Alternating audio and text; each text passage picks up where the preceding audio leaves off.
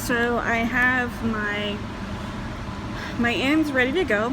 So you're gonna take the end that's a 2-piece here, and we're gonna plug it into the black and white pieces that we've already set aside.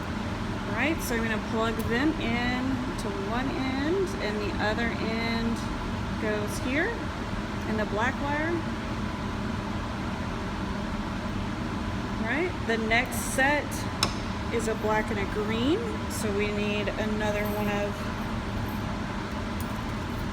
our black, white, red spirals. Plug the 2 ends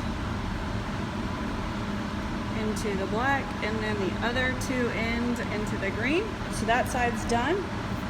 Now this side we have a red and a white wire. So I'm going to trace my wires because there's 2 red on this side. I want to make sure that I get the right red one, the correct red piece here, or else it will not indicate a signal if you get the wrong ones, and then you'll wonder, oh geez, what did I do wrong?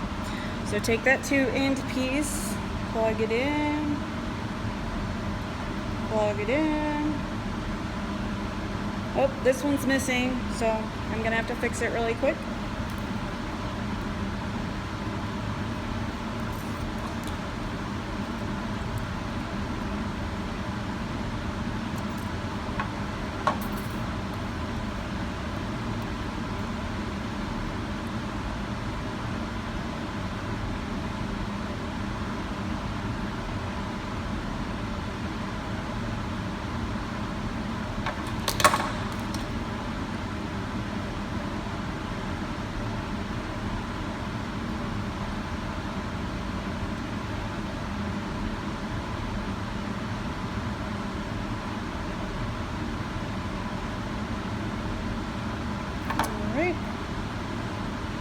So the white and the red, make sure you get the right, trace the red wires, make sure you're getting the right one.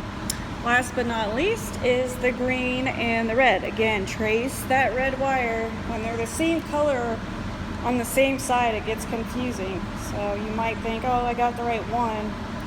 And then you hook it up to your indicator and then it says no signal. And then you're like, geez, what'd I do? Okay. So you don't want that to happen. So take the time to trace. All right. So now we're going to hook them up to our indicator. This is just like lab experiment number 1, where you're going to, let me make sure you guys can see this pretty good, where we're going to put the red wire into the P+, the white wire into the S-, and then the black wire into the D120. And we're going to end up using input 1, input 2, input 3, and input 4 because we have 4 different sets of our strain gauges. Okay, so I'm going to go ahead and do that now. Try to get these guys plugged in. Oh, and another thing, we want to number these. So we're going to start in the top left, like we read, at least in America, that's how we read. So top left is going to be input 1. Then we move to our right, that's going to be input 2. Then we move to the bottom left, that's going to be input 3, and then we go to the bottom right, which would be input 4. Okay, so the order does matter, especially when you're writing down your data points into your lab sheets. All right, so the order will matter. If you get them backwards, then it will be apparent. So all right, so the top is the black and white, so I'm going to trace those, and the black and white is here. Pull up my 3 pieces. We begin with our red wire. Red wire goes into P+. That one in. Next one is the white wire. It goes into S-.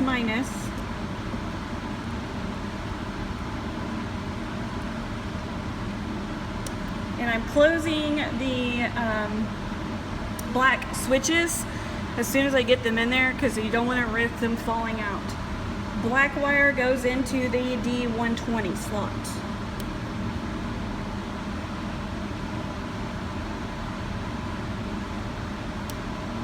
All Alright, and as you can see, we're already starting to get a reading in channel 1, so that's a good sign. It means that it's making a connection, sending a signal.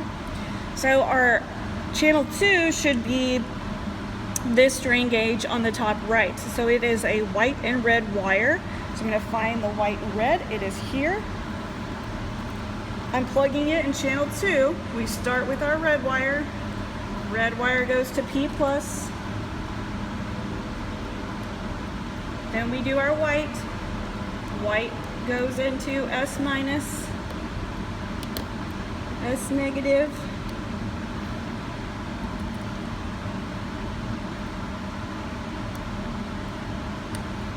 And then black goes to D20.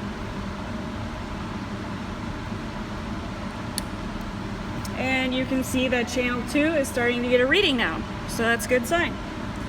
Now we move down to the bottom left. Bottom left looks like it is a black and green wire. So we're going to plug in the red. Red goes first. It's going down here in input 3. So we put red in the P+. White is next into the S-.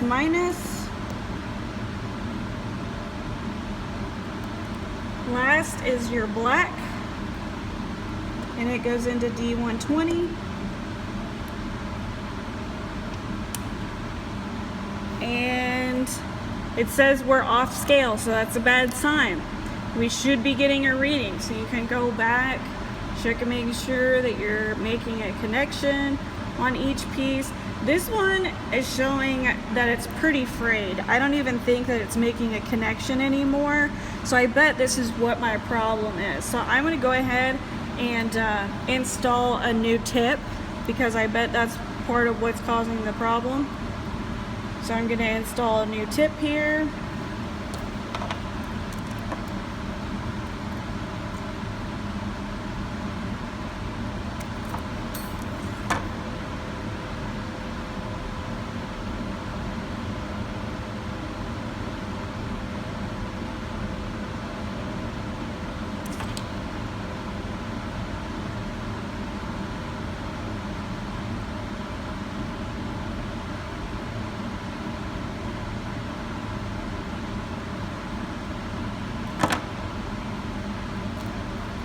Plug it in.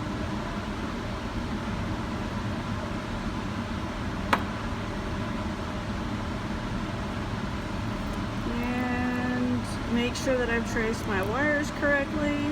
Oh, I see the problem. The wire is completely, do you see it? The wire has completely been separated from my strain gauge, so that's a bad thing. So we're gonna have to go in and fix that. All right, so we're gonna have to replace the black wire here. Shouldn't be too bad. I can just pull off the wire here, maybe remove a little of the soldering, and then strip this end of the black wire, which we can do right now. Shouldn't be too hard. So you're not replacing every single instance or portion of your system here, because that, I mean, it would take a long time for you to do that. So there's no need to replace parts that you don't need to. Just focus on the ones that are broken. So I'm going to take this guy off.